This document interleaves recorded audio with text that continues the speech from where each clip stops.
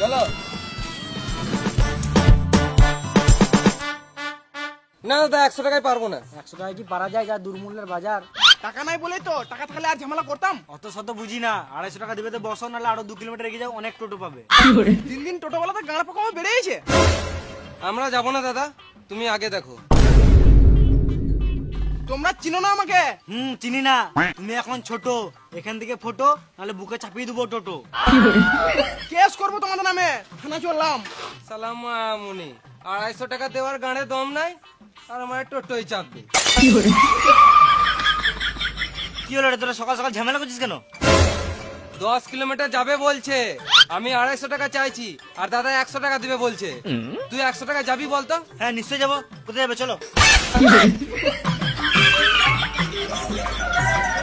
তুই আর এই স্ট্যান্ডে আসিস, তোর গাড়ে বেরোবো, খদ্দের ভাঙি খেয়েছিস তুই।